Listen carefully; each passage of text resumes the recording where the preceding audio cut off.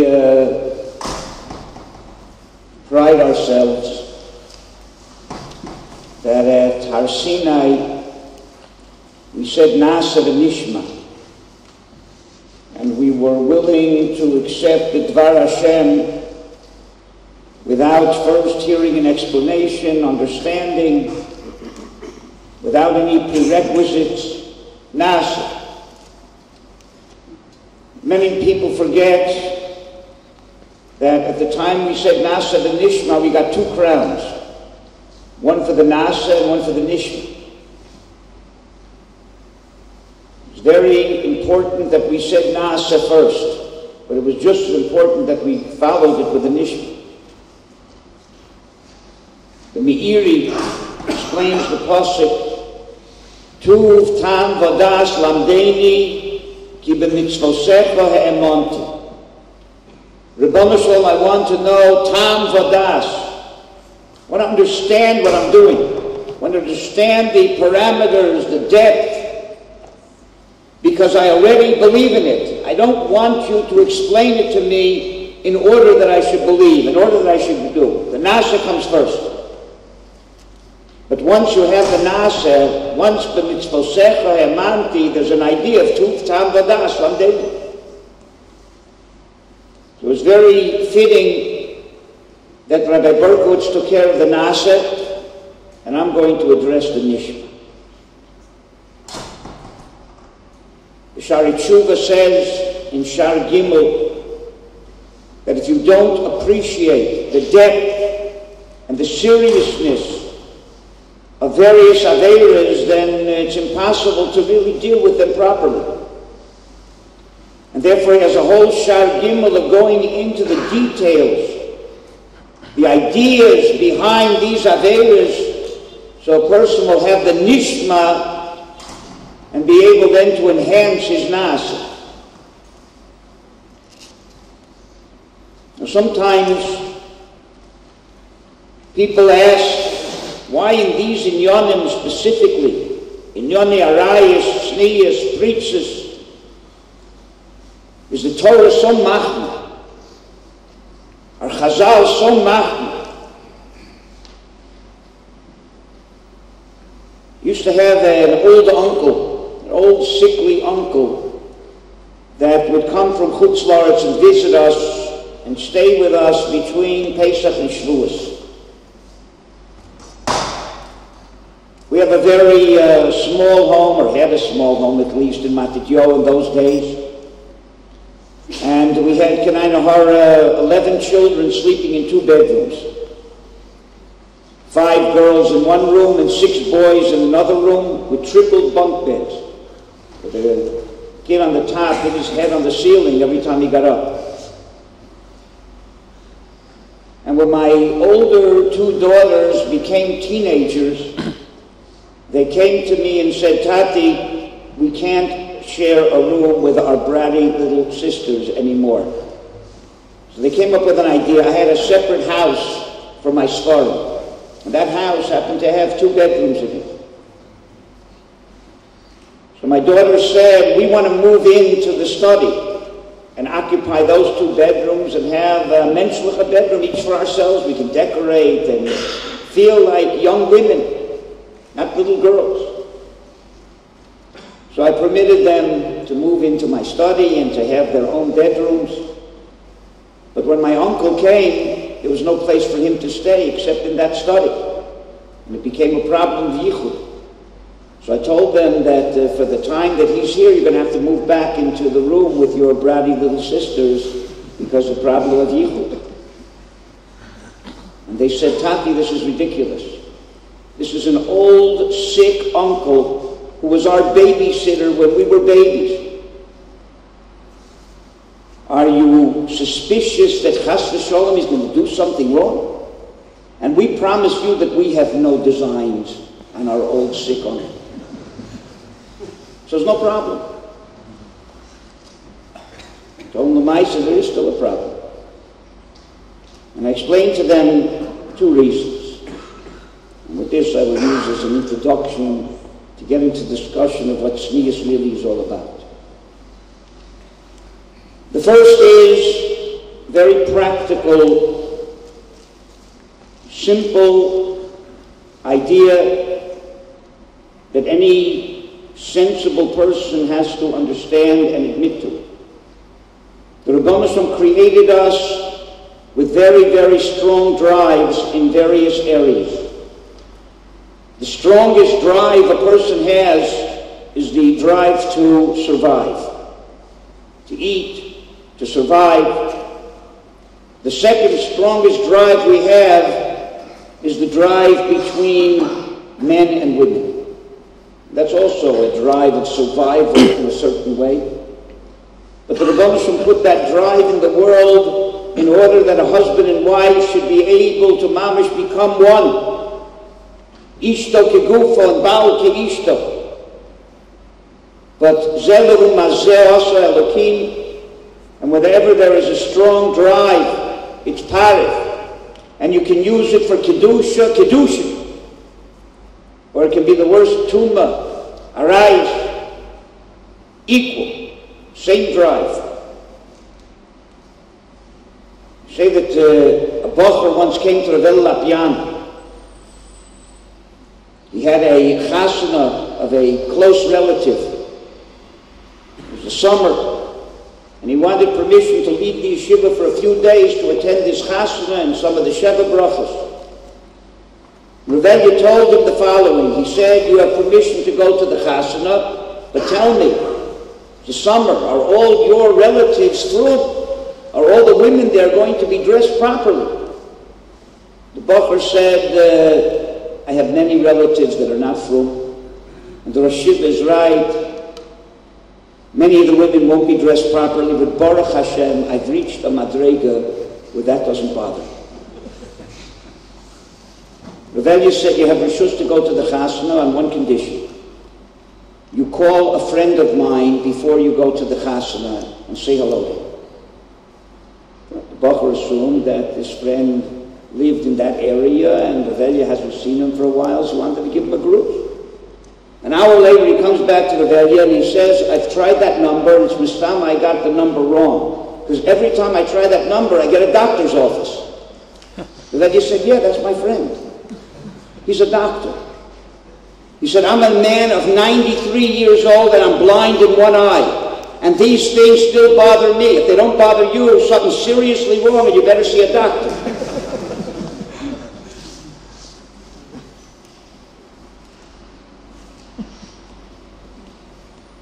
Only somebody who is not living in this world will not understand that the Rebbeinu Shalom put in very, very strong titles for good reasons.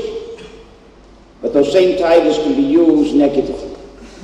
And if a person doesn't protect himself and guard himself, and Chazal say the Masbios Rav Marivo Sava, that the more a person contains himself, so the more he's able to control these titles. And the more he gives into them, the harder it becomes. And therefore Chazal saw it necessary to make siyag after siyag. With what may seem extensive and overdone, but it's not, if you understand what a human being is.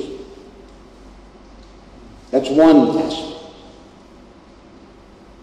The second aspect is that we have a mission in this world not to be moral only, but to be kodesh.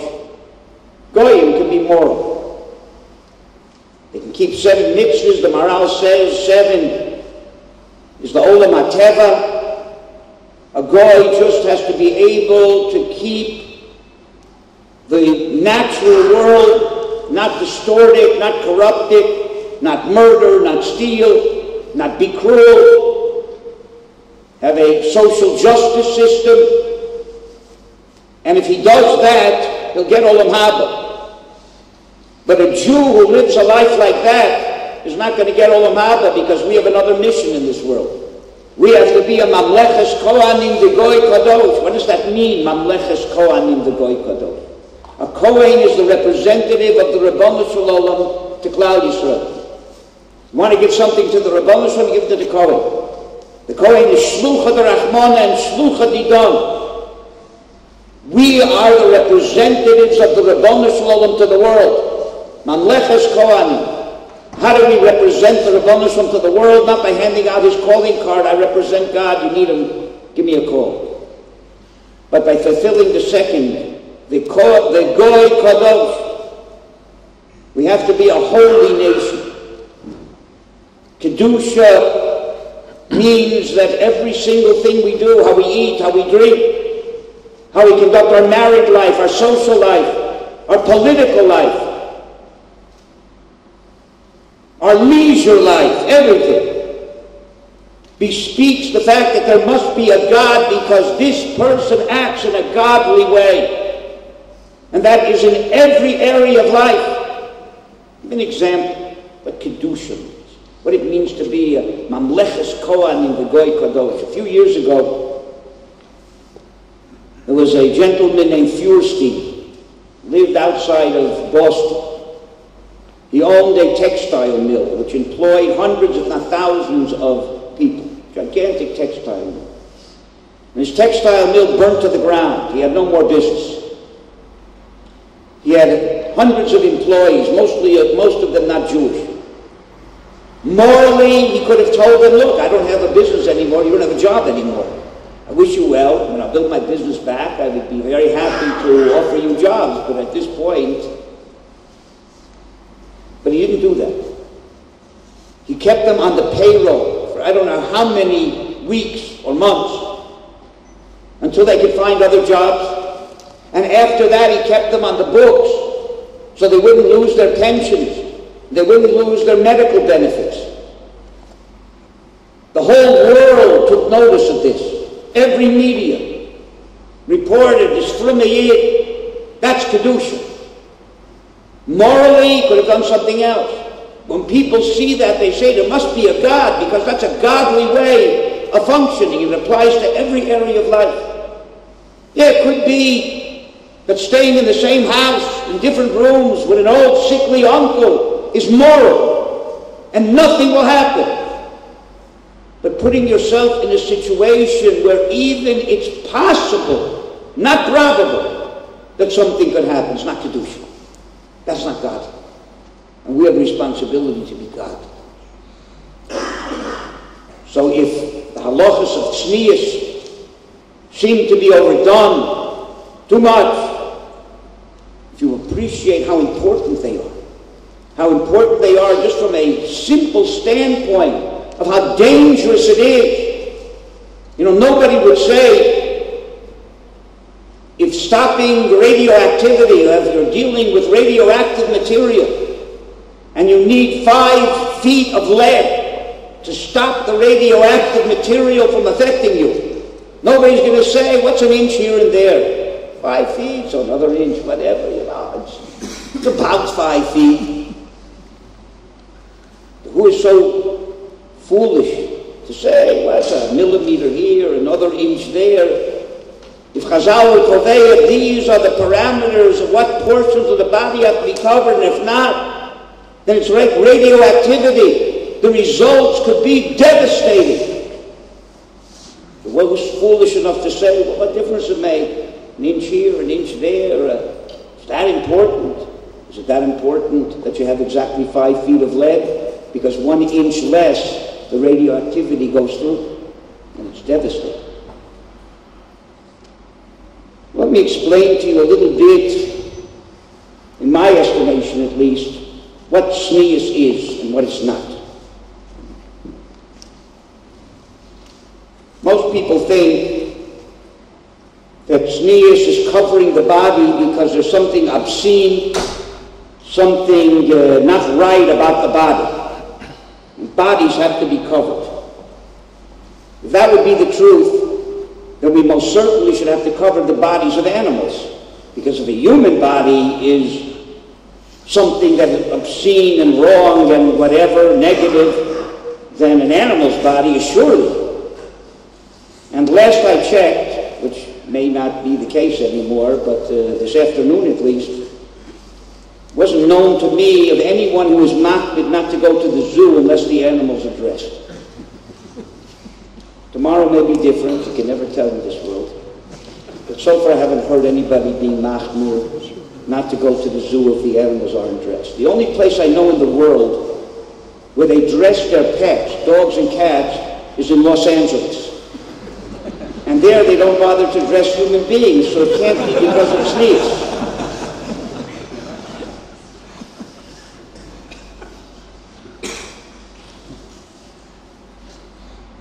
So what is sneeze?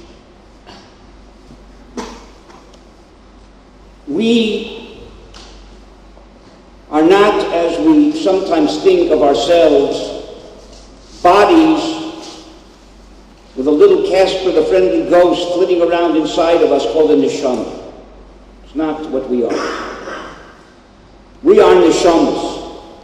We were created as neshamas.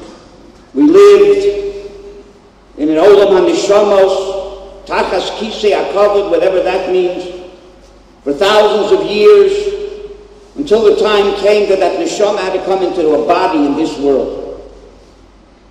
The body is a suit of clothing that the neshama wears to be able to function in this physical world. I always like to compare it to an astronaut.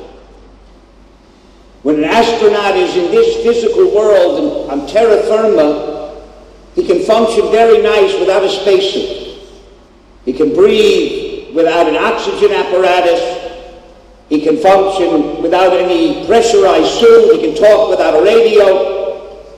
He's suited very nice for this physical world. When he goes to outer space, so there's no oxygen, he needs an oxygen apparatus to breathe. There's no air pressure, he needs a pressurized suit. There's no sound waves, he needs a radio to talk. Comes back to earth, takes off the suit. As long as we were neshamas in a spiritual world, we could see without eyes and hear without ears and get around very nice without arms and legs. We fit very nicely as a neshama in a spiritual world. When we came into this physical world, we needed a spacesuit to be able to function. We need eyes to see and ears to hear and arms and legs to get around with. When we go back to the spiritual world, we take off the suit. Could be, that's one of the reasons why we express avelis for someone who died by tearing our clothing, to show that it's only the clothing that's been torn away. But the essence of the person remains the same. The essence is the neshama. The essence of who we really are. The body is merely a suit of clothing the neshama needs to function in this physical world. Before the Chet of Adam Harishon, which didn't last too long, it was very clear that the neshama was the ikr of a person and the body was merely a suit of clothing that enabled the neshama to function in this world. But once Adam and Chava sinned and they used their body in contradiction to their neshama, then it became very questionable, which is the ikr. You can't say that the body only serves the neshama because obviously these bodies did something that did not serve the neshama at all, that were counterproductive to the neshama. So now there's a question, which is the ikr, the body or the neshama? And you know what? Maybe there is no neshama. All I can see is a body. I don't see any neshama. At that point, sneas became important. Since the body, what you can see externally, could distract your attention from what the ikr is, the neshama, we cover the body and make the statement, there's more here than meets the eye. I am not a body. I'm not an animal. I'm a neshama. That's what sneas is. It's covering the body which could be distracting, could distract your attention from the ikr of the person and make the statement, there's more here than meets the eye. Don't be distracted by the externals. Understand the ikr over here is what is internal. And therefore, everything that deals with non-sneas, erva, oru, all have to do with chitzonis. Oru has to do with orma, slyness, where somebody wants to present something on the outside that hides his inner intentions, aremas, a heap, tamun beis, what you see is the outside, you can't see the inside, or has a connection to an either. All they can do is feel the outside of things. You can't see beyond that. Can't see what's inside. And that's why tznius doesn't necessarily mean to cover, to hide something that is not positive, something that's negative, obscene, or whatever, just the opposite. There's a parak in Masechet Shabbos called Hamatzniya. For just the sake of simplicity, I won't go into all the details of what Hamatzniya is, but basically, in order to be chayiv, misa, or a korban, on Chil Shabbos, you have to have a shir. In Hotzos, you have to have a shir. A grobness of a meichel. But the Gemara says, at least according to one man the Omer, if I take my wedding cake, nostalgia, and I put a little piece of it away, less than a grobness, in a little box, and every once in a while look at it, remember my wedding, and I take that out on Shabbos, even though it's less than a shear, but since I hid it away for safekeeping, I was machshavit, so it becomes choshev, and even less than a shear, you're chayiv. What do you see from that? Hamatzniya doesn't mean you hide something away because it's something wrong with it, just the opposite. You hide it away because you want to preserve it, because you're machshavit. But in order to preserve it and be machshavit, you have to hide it, because otherwise it's going to get ruined. That's tznius. Tznius is not hiding the body because something wrong with the body. Tznius is hiding the body because you want to give chashivas to the body. If the body's only a body, then you're an animal. And that's why there's no inyan to cover the body of an animal. What you see is what you get. There's no reason to cover it. Maaseh Hashem. But a human being is not a body. A human being is a neshama. And if you're distracted by the body and think that's all there is, then you're an animal. So you want to give the body chashivas. The body is a receptacle for the neshama. That's what gives it importance. So distract attention from the body. Cover it in a way that says there's more here than meets the eye. This body is important because it's the wrap. It's the clothing of the neshama. It's not just a physical body. And that's why the three things that Chazal say where tznius is extra important. There's one medrash that says when the Mishkan was finished, HaKadosh Baruch Hu said, Kan yocha tznius. And therefore the Mishkan was covered like a collar. It had a veil in the front and a train in the back, just like a collar's dress. What in the world is erotic about the Mishkan? They have to have tznius of covering the Mishkan. But the idea is that if you don't think that the ikr of the Mishkan is the pnimius, is the shechina that's in it, but you get carried away by the externals, it can become an avodah zarah. There's nothing different between a golden calf and a golden building. I heard once that the sons of Reb Shalom Shvadron were once by the Kosel on Shabbos. And they saw an Israeli Yid writing a kvittel on Shabbos and putting it in the Kosel. So they ran over to him and they said, what are you doing? It's Chil Shabbos. They said, perhaps you have somebody who's deathly ill at home and you think that this is called pikuach nefesh, or putting a kvittel in the kosel. It's okay to be Mechal Shabbos. He said, no. I'm the captain of an Israeli soccer team. And we have a championship game coming up this week. And I wanted to put my request into the wall to win. If that's what the Kosel HaMaravi is, or for that matter the Beis HaMikdash, or the Mishkan, then it's avodah zarah. What's the difference between that of mirror on the wall, or wall on the ground? Put your wish in for the wall. It's avodah zarah. So we cover the externals of the Mishkan. Sanua, to say there's more here than meets the eye. Don't be distracted by the externals of this building. It's not a building. The ikar here is the shechina that's inside. That's what you have to put your attention to. That's tznius. Second place, where tznius is extra special, is by Talmidei Chacham. The Rambam says that Talmid Chacham has to be extra tzanu in how he eats and how he drinks and how he speaks and how he dresses. That's why the minig of Talmidei Chacham to wear extra long clothing. Tznius. Something more erotic about a Talmid Chacham than another person? Obviously not. So what's the idea? Why a Talmid Chacham has to be extra tzanu? Because Rabbi Akiva said, Es Hashem Elokecha Tira L'Rabbos Talmidei Chachamim, you have to have awe. The same fear that you have for the Rabbanu Shalom, you have for a Talmid Chacham, and that's a very dangerous thing. Because if you approach a Talmid Chacham in his chitzonius, his external personality, and you make him into a god, it's avodah zarah. And we know that there are people who go overboard, who make Talmidei Chachamim, Gedolei Yisrael into avodah zarah mamish.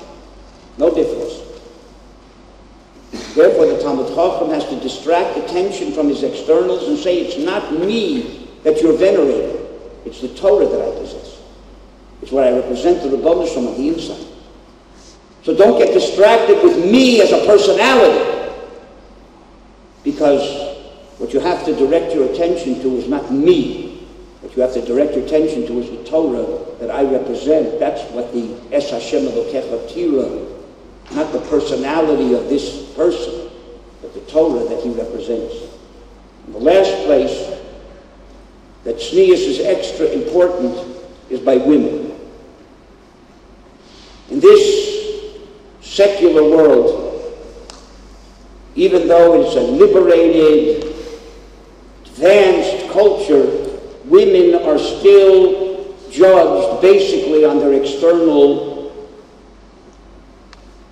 merits. They're treated like objects. Proof, there are still Miss Universe pageants and Miss America pageants and Miss Israel pageants. And even though they fool themselves into saying that they are much more sophisticated now, much more liberated, and they have the women speaking about their careers and reading their poetry and other works of science and art that they have produced, but it's all done in bathing suits, which has me believe that it's not the poetry or the papers or the poetry that's the ikar. That is from a secular standpoint. That's the world we live in. On the other hand, from a Torah standpoint, women are the ikar essence of Kedushas Yisrael. It's one simple proof. What determines whether any human being in this world, with one exception, but basically, whether he has a Nishmas Yisrael, the Kedushas Yisrael, or not? One factor, who his mother was. His father could have been the biggest tzaddik in the world. If his mother was a shiksa, he doesn't have Kedushas Yisrael. On the other hand, his father could have been Genghis Khan. And if the mother was a sweet little Jewish lady, he has Kedushas Yisrael. And up until recently, mothers were women.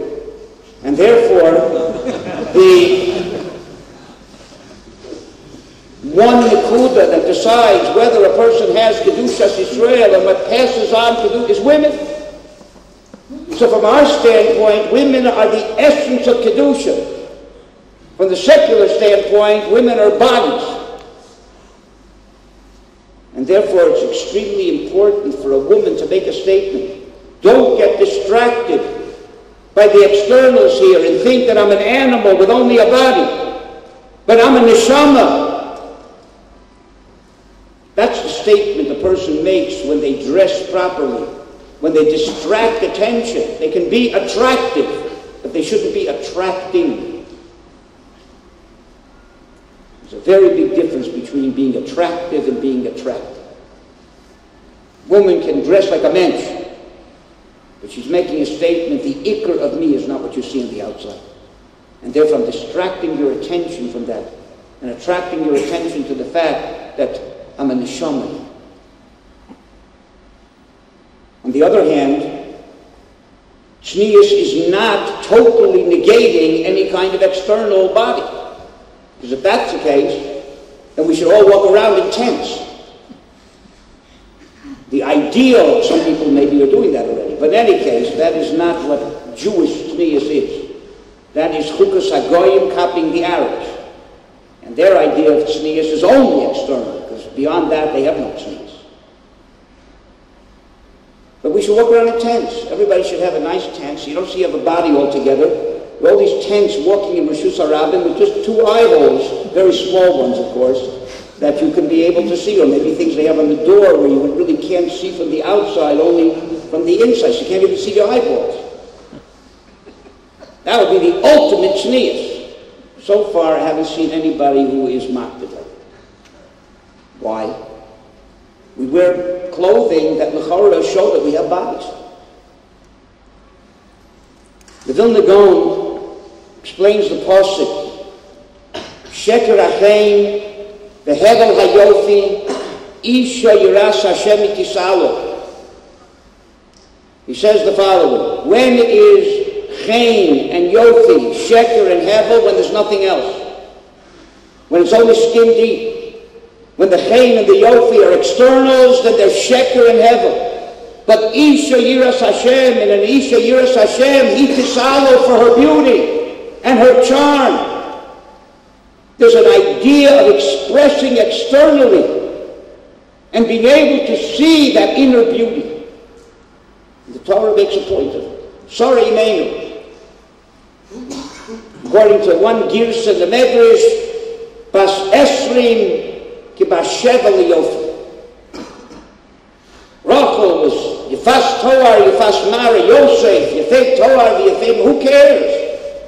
Who cares if Sari Imenu was beautiful or not beautiful? She was an ugly hag, she was Sari Imenu. Who cares what she looked like?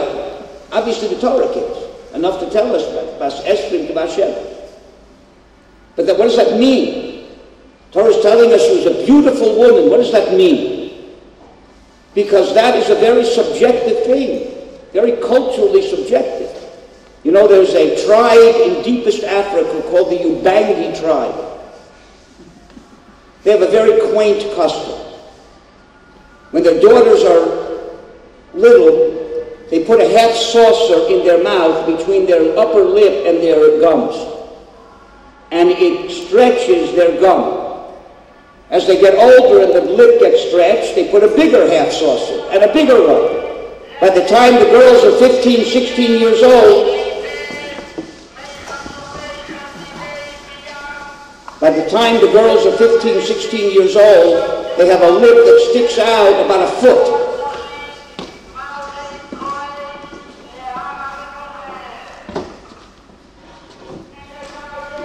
If you don't have a lip that sticks out a foot by the Ubangis, you'll never find the shidduch. In America, or here in Eretz Yisrael for that matter, if you have a daughter that has a lip that sticks out a foot, you send her to the orthodontist and spend thousands of dollars to correct the situation, otherwise you won't find the shidduch. So which is it? A lip that sticks out a foot is beautiful or it's ugly? Depends on the culture. It doesn't mean sorry, menu. Beautiful, what's a beauty mean? It says by Esther, no say schein be'ene kol roeho. How could that be? If she had a lip that stuck out a foot and a half, the Ubangis thought she was beautiful. But the Americans didn't. And if she didn't, then the Americans thought she was beautiful, and the Ubangis didn't. How could she be Motzei Chen be'ene kol roeho? And also, sorry, Menu was as beautiful at 20 as 7. The Chorah, a 20-year-old, is more beautiful than a 7-year-old. But there's a kind of beauty that is universal, that's not dependent on cultural subjectivity. That is the innocent beauty of a young 7-year-old girl. It's that beauty that Sarah Imenu maintained even at 20. It's the neshama coming out externally. That's the beauty the Torah is talking about. That beauty doesn't contradict the inner beauty of the neshama, it conveys it. That's what Hidur mitzvah is. We don't look to have ugly mitzvahs, we want beautiful mitzvahs.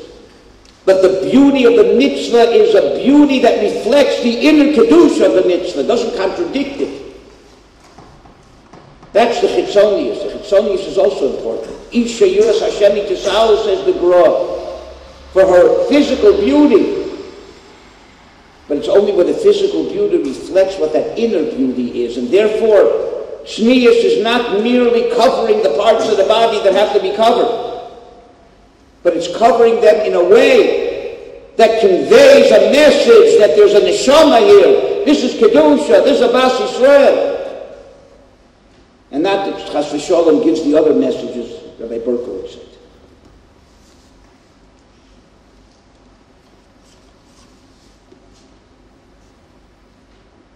That's why clothing serves two purposes.